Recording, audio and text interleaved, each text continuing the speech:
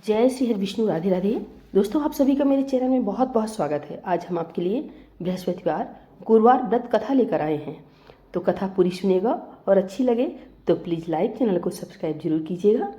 भारतवर्ष में एक राजा राज करता था। वह बड़ा प्रतापी और दानी था। वह नित्य गरीबों और ब्राह्मणों की सहायता करता था। यह बात उसकी रानी को अच्छी नहीं लगती थी। वह न ही गरीबों को दान देती थी और न ही भगवान का पूजन करती थी, और राजा को भी दान देने से मना किया करती थी। एक दिन राजा शिकार खेलने वन को गए हुए थे, तो रानी महल में अकेली थी। उसी समय बृहस्पति देव साधु के वेश में राजा के महल में भिक्षा मांगने के लिए गए और भिक्षा मांगी, तो भिक्षा देने से रानी ने इनकार कर दिया और कहा, हे साधु महाराज, मैं इस दान और पुण्य से तंग आ गई हूँ। मेरा पति सारा धन लुटाता रहता है। मेरी इच्छा है कि हमारा सब धन नष्ट हो जाए, फिर ना रहेगा बांस और ना बजेगी बांसुरी। साधु ने कहा, देवी तुम बड़ी अजीब हो। धन संतान तो सभी चाहते हैं, पुत्र और लक्ष्मी तो पापी के घर भी होने चाहिए। यदि तुम्हारे पास अधिक धन है तो भूखों को भोजन दो, प्यासों के लिए प्याऊ लगवाओ, मुसाफिरों के लिए धर्मशालाएं खुलवाओ, जो निर्धन अपनी कुंवारी कन्याओं का विवाह नहीं करा सकते उनका विवाह करा दो। और भी ऐसे कई काम हैं जिनके करने से तुम्हारा यश लोक परलोक में फैलेगा। परंतु रानी पर उपदेश का कोई प्रभाव नहीं पड़ा और वह बोली, महाराज मुझे ऐसा धन नहीं चाहिए जो मैं हर जगह बांटती फिरूं। साधु ने उत्तर दिया, यदि तुम्हारी ऐसी इच्छा है तो तथास्तु। तुम ऐसा करना कि बृहस्पतिवार को घर को लीपकर पीली मिट्टी से अपना सिर धोकर स्नान करना, भट्टी चढ़ाकर कपड़े धोना। ऐसा करने से तुम्हारा सब धन नष्ट हो जाएगा। इतना कहकर वह साधु महाराज वहां से अंतर्ध्यान हो गए। जैसे वह साधु कहकर गया था, रानी ने वैसा ही किया। 3 बृहस्पतिवार ही बीते थे कि उनका समस्त धन नष्ट हो गया और भोजन के लिए दोनों समय तरसने लगे, सांसारिक भोगों से दुखी रहने लगे। तब वह राजा रानी से कहने लगा कि तुम यहाँ रहो, मैं दूसरे देश को जाता हूँ, क्योंकि यहाँ पर मुझे सभी जानते हैं, इसलिए कोई कार्य भी नहीं कर सकता। देश चोरी परदेश भीख बराबर है। ऐसा कहकर राजा परदेश चला गया। वहाँ जंगल को जाता और लकड़ी काट कर लाता और शहर में बेचता। इस तरह जीवन व्यतीत करने लगा। एक दिन दुखी होकर जंगल में एक पेड़ के नीचे निश्चित रूप से आसन जमाकर बैठ गया। वह अपनी दशा को याद करके व्याकुल होने लगा। बृहस्पतिवार का दिन था। एकाएक उसने देखा कि निर्जन वन में एक साधु प्रकट हुआ। वह साधु वेश में स्वयं बृहस्पतिवार देवता थे। लकड़हारे के सामने आकर बोले, हे लकड़हारे, तुम भी सुनसान जंगल में किस चिंता में बैठे हो? लकड़हारे ने दोनों हाथ जोड़कर प्रणाम किया और उत्तर दिया, महात्मा जी, आप सब कुछ जानने वाले हैं, मैं क्या कहूँ। यह कहकर रोने लगा और साधु को आत्मकथा सुनाई। महात्मा जी ने कहा, तुम्हारी स्त्री ने बृहस्पति के दिन वीर भगवान का निरादर किया है, जिसके कारण रुष्ट होकर तुम्हारी यह दशा कर दी। अब तुम चिंता मत करो, मेरे कहने पर चलो तो तुम्हारे सब कष्ट दूर हो जाएंगे और भगवान पहले से भी अधिक संपत्ति देंगे। तुम बृहस्पति के दिन पाठ किया करो। 2 पैसे के चने मुनक्के मंगवाकर उसका प्रसाद बनाओ और शुद्ध जल से लोटे में शक्कर मिलाकर अमृत तैयार करो। कथा के पश्चात अपने सारे परिवार और सुनने वाले प्रेमियों में अमृत व प्रसाद बांटकर आप भी प्रसाद ग्रहण करो। ऐसा करने से भगवान तुम्हारी सब कामनाएं पूरी करेंगे। साधु के ऐसे वचन सुनकर लकड़हारा बोला, हे प्रभु, मुझे लकड़ी बेचकर इतना पैसा नहीं मिलता जिससे भोजन करने के उपरांत कुछ बचा सकूं। मैंने रात्रि में अपनी स्त्री को व्याकुल देखा है। मेरे पास कुछ भी नहीं है जिससे उसकी खबर मंगा सकूं। साधु ने कहा, हे लकड़हारे, तुम किसी बात की चिंता मत करो। बृहस्पति के दिन तुम रोजाना की तरह लकड़ियां लेकर शहर को जाओ। तुमको रोज से दुगना धन प्राप्त होगा, जिससे तुम भली भांति भोजन कर लोगे तथा बृहस्पति देव की पूजा का सामान भी आ जाएगा। इतना कहकर राजा ने कहा, साधु महाराज, मुझे कथा भी नहीं आती, मैं कौन सी कथा कहूँगी। साधु महाराज ने कहा, प्राचीन काल में एक ब्राह्मण था। वह बहुत निर्धन था। उसके कोई संतान नहीं थी। उसकी स्त्री बहुत मलिनता के साथ रहती थी। वह स्नान नहीं करती थी और न ही किसी देवता का पूजन करती थी। इससे ब्राह्मण देवता बड़े दुखी थे। बेचारे बहुत कुछ कहते थे, किंतु उसका कोई परिणाम नहीं निकलता था।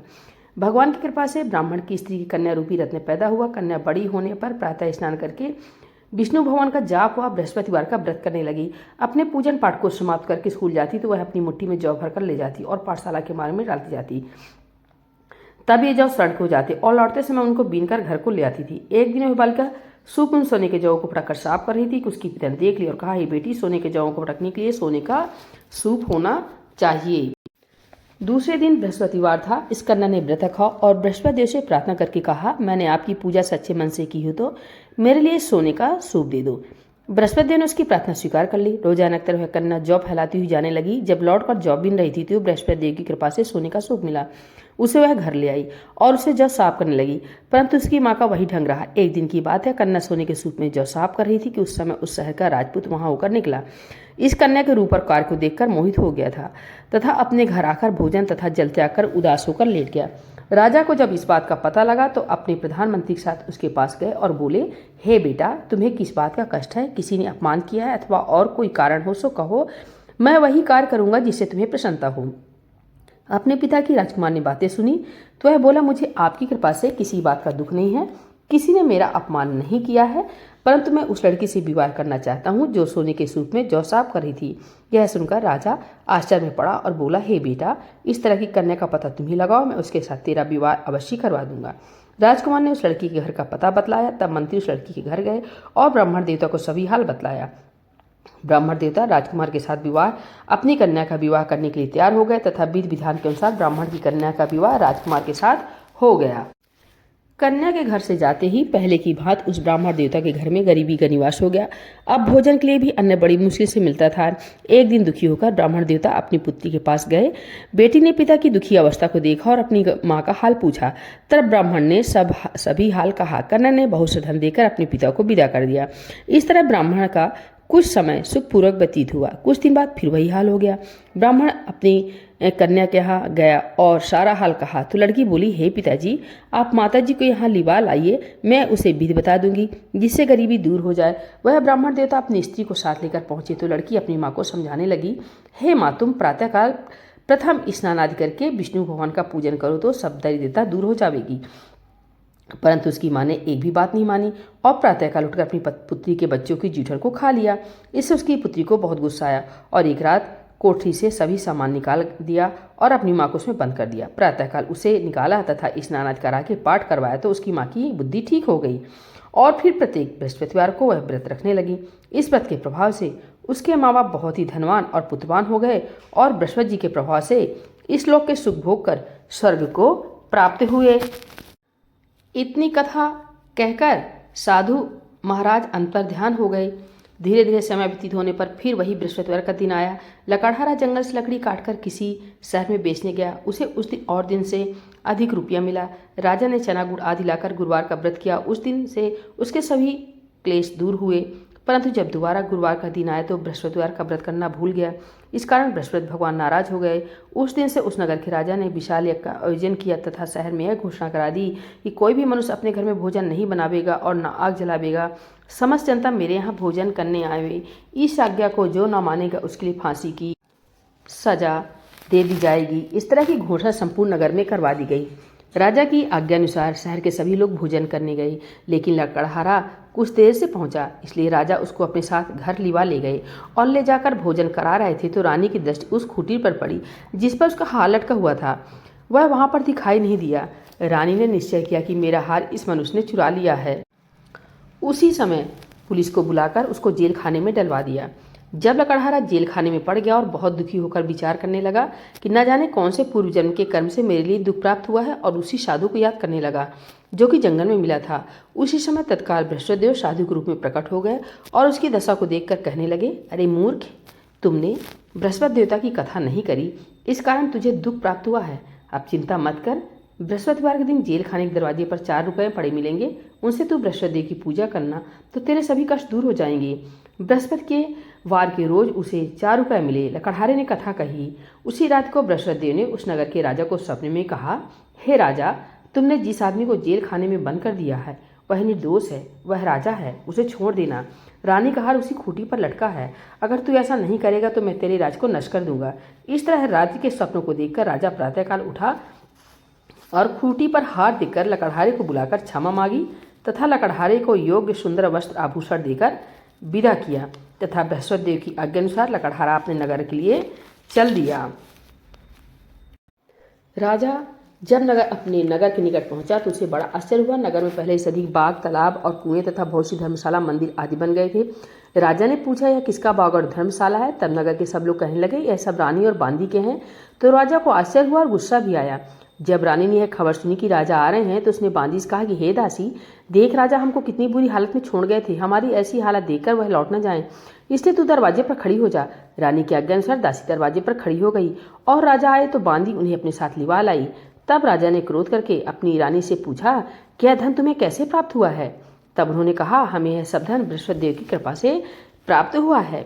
राजा ने निश्चय किया कि 7 रोज बाद तो सभी बृहस्पति देव का पूजन करते हैं, परंतु मैं अब रोजाना दिन में 3 बार कहानी कहा करूंगा तथा रोज व्रत किया करूंगा।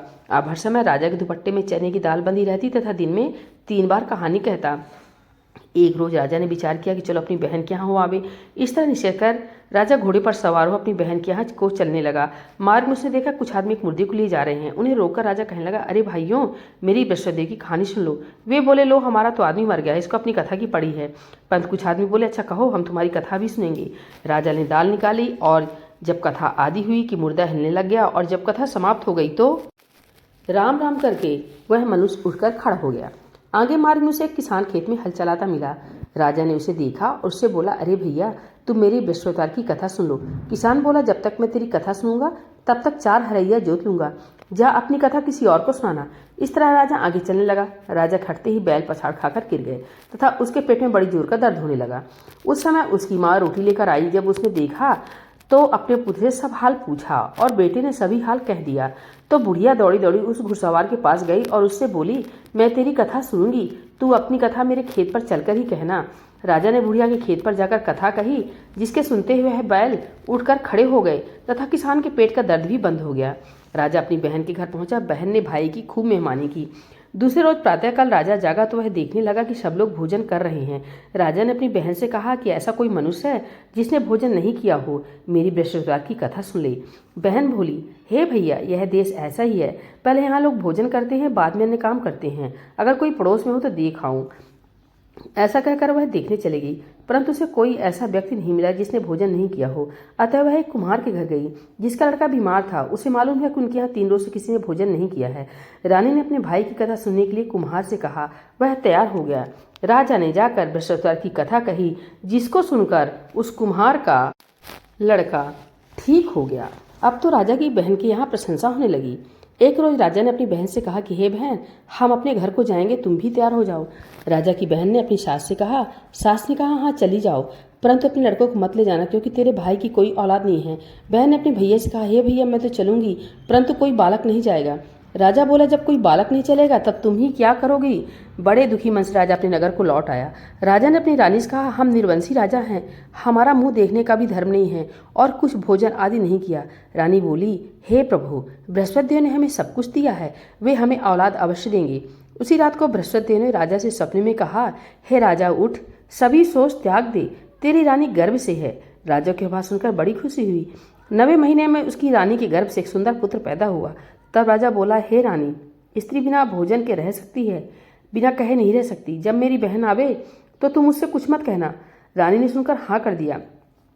जब राजा की बहन ने शुभ समाचार सुना तो उसे वह बहुत खुश हुई तथा बधाई लेकर अपने भाई के यहाँ आई। तभी रानी ने कहा, घोड़ा चढ़कर तो नहीं आई, गधा चढ़ी आई। राजा की बहन बोली, भाभी, मैं इस प्रकार न कहती तो तुम्हें औलाद कैसे मिलती। बृहस्पति देव ऐसे ही हैं, जैसी जिनके मन में कामनाएं होती हैं सभी को यह पूर्ण करते हैं।